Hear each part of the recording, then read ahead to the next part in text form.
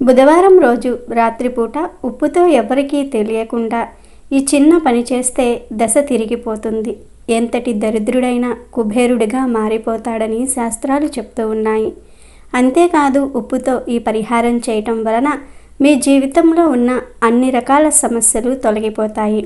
మరి బుధవారం రోజున ఉప్పుతో ఏ విధమైన పరిహారం చేయాలి, ఏం చేస్తే విపరీతమైన ధనలాభాన్ని సంతోషాన్ని పొందుతారు అనే విషయాన్ని ఇప్పుడు మనం ఈ వీడియోలో తెలుసుకుందాం. ముందుగా ఒక చిన్న కథను విందాం. ఒకానొక అడవిలో అనేక చిన్న చిన్న జంతువులు నివసిస్తూ ఉండేవి. అలాంటి జంతువులలో కుందేలు కూడా ఒకటి. జంతువులన్నీ ఎంతో స్నేహపూర్వకంగా ఉండేవి. ఎక్కడి నుంచో ఒక నక్క వచ్చింది. దాని కన్ను గుంపులో ఉన్న కుందేలుపై పడింది. కుందేలు అందం, చలాకీతనం నక్క మనసును దోచేశాయి. దాని మాంసం తినాలనే చిరకాల వాంఛ తీర్చుకోవాలని కుందేలును చంపడానికి అనేక ప్రయత్నాలు చేయసాగింది నక్క. దాని దురాలోచనను గ్రహించలేకపోయింది కుందేలు. ఒకరోజు అడవి సమీపంలో ఉన్న వంగ తోటలో మొలిచిన పచ్చికను ఒంటరిగా మేయసాగింది కుందేలు. అప్పుడు కుందేలు, మరదలా బాగున్నావా, ఈ మధ్య కంటికి కనపడడం లేదే అనే మాటలు కుందేలుకు వినిపించాయి.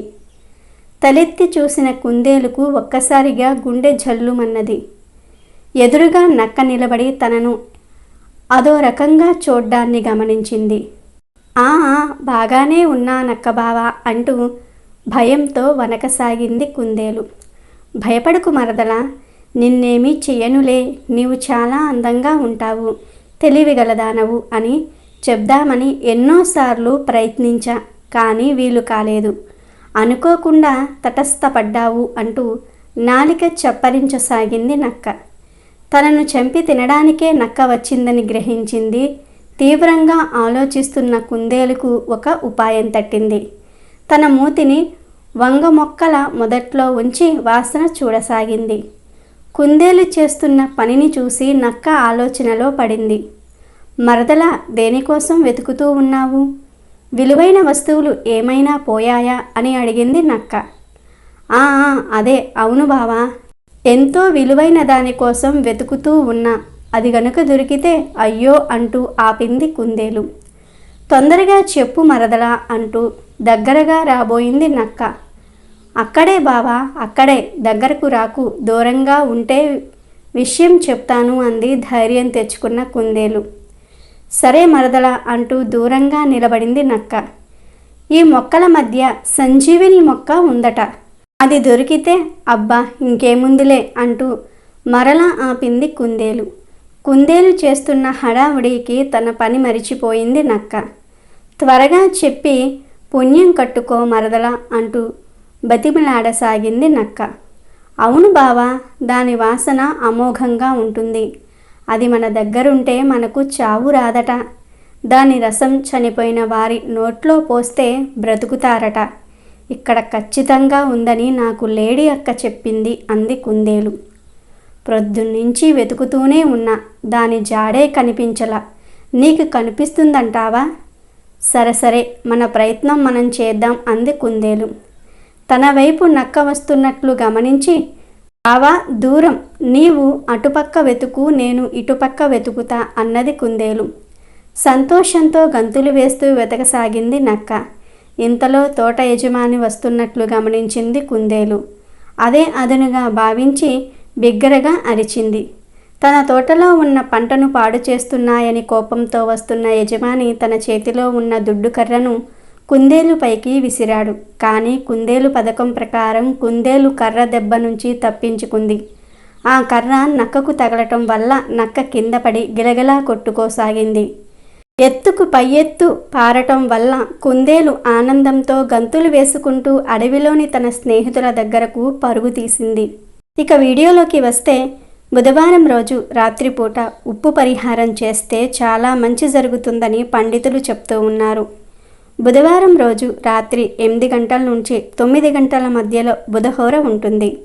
ఈ సమయంలో ఇప్పుడు మనం చెప్పుకోబోయే ఉప్పు పరిహారం చేస్తే అద్భుతమైన ఫలితాలు కలుగుతాయి. ఈ పరిహారానికి పెద్ద ఖర్చు అవ్వదు. దొడ్డుప్పు ఉంటే చాలు. దొడ్డుప్పుతోనే ఈ పరిహారం ఎందుకు చేయాలంటే, ఉప్పుకు లక్ష్మీదేవికి అవినాభావ సంబంధం ఉంది. లక్ష్మీదేవి సముద్రం నుంచే ఉద్భవించింది. ఉప్పు కూడా సముద్రం నుండే ఉద్భవించింది. ఇటువంటి ఉప్పుకు లక్ష్మీదేవికి సోదర సంబంధం ఉంది. లక్ష్మీదేవికి ఉప్పు అంటే చాలా ప్రీతికరం. ఇటువంటి ఉప్పుతో పరిహారం చేస్తే లక్ష్మీదేవి కటాక్షం అనేది చాలా సులభంగా కలుగుతుంది. బుధవారం రోజు రాత్రిపూట బుధహోరలో ఎవరికీ తెలియకుండా ఈ ఉప్పు పరిహారం పాటించినట్లయితే అన్ని రకాల నెగిటివ్ ఎనర్జీలు పోతాయి. నకారాత్మక శక్తులు, అనేక రకాల ఆర్థిక ఇబ్బందులు అన్నీ తొలగిపోతాయి. సుఖ సంతోషాలు మీ జీవితంలోనికి వస్తాయి. కాబట్టి బుధవారం రోజు రాత్రిపూట ఎవ్వరికీ తెలియకుండా ఈ పరిహారం పాటించి మీ జీవితంలో మార్పులు అనేవి మీకే తెలుస్తాయి. ఈ పరిహారం చెయ్యాలి అనుకునేవారు కొన్ని నియమాలు కూడా పాటించాలి. అవి ఏమిటి అంటే, బుధవారం రోజున సూర్యోదయానికి ముందే నిద్రలేవాలి. ఉపవాసం ఉండగలిగితే మంచిది, ఉండలేకపోయినా పర్వాలేదు. ధూమపానం, మద్యం, మాంసాహారానికి తప్పనిసరిగా ఈ రోజంతా కూడా దూరంగా ఉండాలి. బ్రహ్మచర్యాన్ని పాటించాలి. అలాగే ఈ పరిహారం చేస్తున్నట్టు ఎవ్వరికీ చెప్పకూడదు. చాలా రహస్యంగా చేయాలి. ఈ ఉప్పు పరిహారం ఏదైతే ఉందో ఇది మన పూర్వీకులు, మన పెద్దలు ఆచరించి చెప్పిన పరిహారం. ఖచ్చితంగా రిజల్ట్ అయితే చూస్తారు. ఉప్పుతో చేసే పరిహారాలు చాలా త్వరగా ఫలితాలను ఇస్తాయి. ఉప్పు చాలా శక్తివంతమైనది. ఉప్పును మంచం మీద పెట్టకూడదు. కాలుకు ఉప్పు తగలకూడదు. ఎందుకంటే ఉప్పు లక్ష్మీ స్వరూపం. ఇటువంటి ఉప్పును ఎప్పుడూ కూడా అవమానించకూడదు. ఇంట్లో ఎప్పుడూ ఉప్పు ఉండేలాగా చూసుకోవాలి. నిండుకోకూడదు. ఉప్పుతో బుధవారం రాత్రి బుధహోరలో ఈ ఒక్క పరిహారం చేయాలి. ఈ పరిహారానికి ముందు ఒక గాజు పాత్ర తీసుకోవాలి. ఈ పాత్రలో ఉప్పును వేయండి. ఎవరికీ తెలియకుండా, ఎవరికీ చెప్పకుండా ఈ పరిహారాన్ని చేయండి. ఇలా పాత్రలో ఉప్పు వేసిన తర్వాత ఆ ఉప్పు మీద చిటికెడు పసుపు, చిటికెడు కుంకుమను కూడా వేయండి. తర్వాత మనస్ఫూర్తిగా సంకల్పం చేసుకోండి. మనస్ఫూర్తిగా నిండు మనసుతో, అమ్మ మాకు ఉన్న ఇబ్బందులన్నీ కూడా తొలగిపోవాలి అని సంకల్పం చెప్పుకోండి. ఈ విధంగా నమస్కరించుకున్న తర్వాత ఉప్పు పాత్రను చేతిలోనికి తీసుకొని అన్ని గదుల్లో తిరగండి. ఈ విధంగా తిరగటం వలన మీ ఇంట్లో ఉన్న నెగిటివ్ ఎనర్జీ, దుష్ట శక్తులు అన్నిటినీ ఈ ఉప్పు లాగేసుకుంటుంది. తద్వారా మీకు సుఖ సంతోషాలు కలుగుతాయి. పాజిటివ్ ఎనర్జీ వస్తుంది. ఇలా మీ ఇంట్లో అన్ని గదుల్లో తిరిగిన తర్వాత ఉప్పు పాత్రను మీ వంటగదిలో గ్యాస్ పై పక్కన పెట్టి వదిలివేయండి. మరునాడు ఉదయం ఈ ఉప్పు పాత్రను తీసి ఉప్పును ఎవరూ తొక్కని ప్రదేశంలో పడవేయండి. ఆ తర్వాత ఇంటికి వచ్చి కాళ్ళు, చేతులు కడుక్కోండి. బుధవారం ఈ పరిహారం చేయటం ద్వారా కేవలం 24 గంటల్లో మీకు ఉన్న ఆర్థిక సమస్యలన్నీ కూడా తొలగిపోతాయి. సుఖ సంతోషాలతో జీవిస్తారు. కాబట్టి మీరు కూడా ఈ పరిహారం చేసి లక్ష్మీ అనుగ్రహంతో సంతోషంగా జీవించండి. రేపు బుధవారం రోజు సరిగ్గా సాయంత్రం 6 తర్వాత పసుపును దీని మీద చల్లితే అపర కుబేరులుగా మారిపోతారని పండితులు చెప్తూ ఉన్నారు. అంతేకాదు రోజురోజుకు మీ సంపాదన బాగా పెరిగిపోతుంది. మరి బుధవారం రోజు పసుపును దేని మీద చల్లాలి? ఆ వస్తువు ఏమిటి? ఈ విషయాలన్నిటినీ కూడా ఇప్పుడు మనం ఈ వీడియోలో తెలుసుకుందాం. చాలామంది జీవితంలో ఎప్పుడూ ప్రశాంతత లేక ఏదో ఒక సమస్యతో బాధపడుతూనే ఉంటారు.